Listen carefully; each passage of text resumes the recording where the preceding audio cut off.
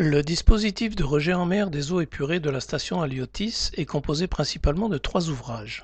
Une station de refoulement équipée de 6 groupes électropompes immergés, une conduite de refoulement en âme-tôle d'un diamètre intérieur de 1,60 m qui traverse les pistes nord et sud de l'aéroport sur une longueur de 1800 mètres.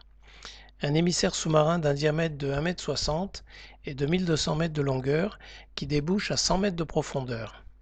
La conduite de refoulement a été conçue pour absorber les tassements différentiels au droit des pistes et les tassements d'ensemble de la plateforme aéroportuaire.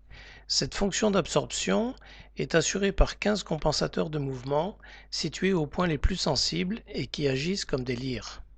Des contrôles réguliers réalisés depuis 1990 montrent que les compensateurs sont toujours actifs et certains sont en limite de dépassement des seuils de tolérance. Une campagne de vérification par l'extérieur a fait apparaître que l'accastillage externe présentait un état de corrosion très avancé. En effet, ces compensateurs situés en zone de marnage sont sujets à des phénomènes de corrosion importants dus à la proximité de la mer et au drainage des eaux pluviales de la plateforme aéroportuaire. L'ensemble de la conduite à Hampton ne présentant quant à elle aucun désordre. Aujourd'hui, les contraintes du trafic aérien et les contraintes de sécurité ont évolué et ne permettent plus d'accéder aisément aux aménagements qui permettaient la vidange et la ventilation naturelle lors des visites de la conduite. Cette conduite, en service depuis 30 ans, doit impérativement assurer son rôle au vu des enjeux économiques et de par sa situation géographique.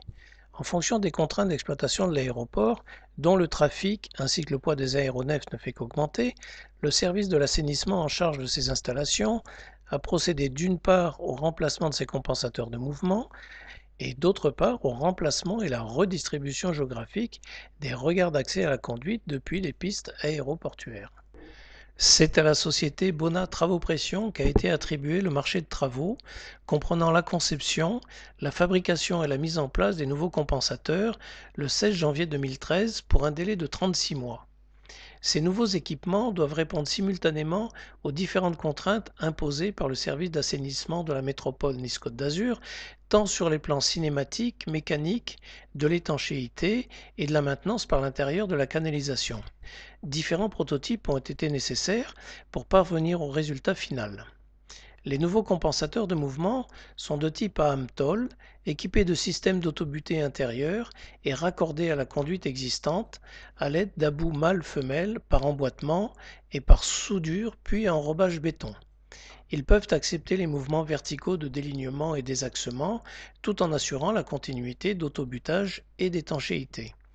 Les matériaux utilisés résistent aux agressions extérieures et au milieu ambiant. Ils résistent aux pressions de service de 1 à 3 bars et à la pression d'essai de 5 bars.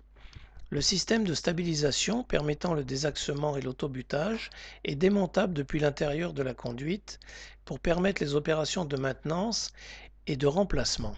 Il est protégé des effluents traités véhiculés dans la canalisation par un système étanche. Les nouveaux compensateurs de mouvement sont livrés assemblés avec un système de maintien particulier, palonnier, pour des phases d'expédition et de déchargement.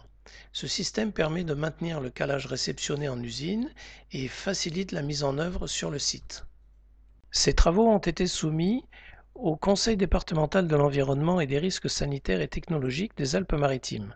Ils ont nécessité une coordination permanente entre les services de l'État, tels que la Direction générale de l'aviation civile, la Direction départementale des territoires et de la mer, la Société gestionnaire de la plateforme aéroportuaire et le service assainissement de Nice-Côte d'Azur, ainsi que l'entreprise Bona TP.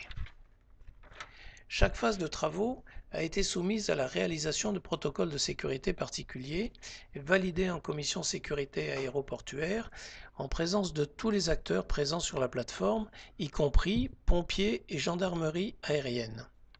Certaines phases de travaux n'ont pu s'effectuer que de nuit, nécessitant la fermeture totale du trafic aérien.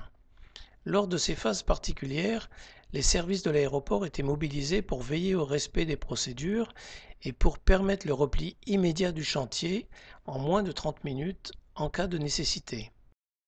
Concernant la mise en œuvre de ces nouveaux compensateurs, l'entreprise Bona TP a aménagé des aires de stockage des matériaux et des matériels sur l'aéroport, réalisé le piquetage de la conduite et des compensateurs, vidanger et ventiler la conduite de refoulement après chaque arrêt d'exploitation des pistes aéroportuaires, réaliser les terrassements et les blindages nécessaires, découper et déposer les compensateurs, effectuer la mise en place des nouveaux compensateurs et leur calage altimétrique, assurer le remblai et le compactage au droit de la conduite, et enfin, reconstituer la chaussée aéronautique conformément aux normes du service technique de l'aviation civile.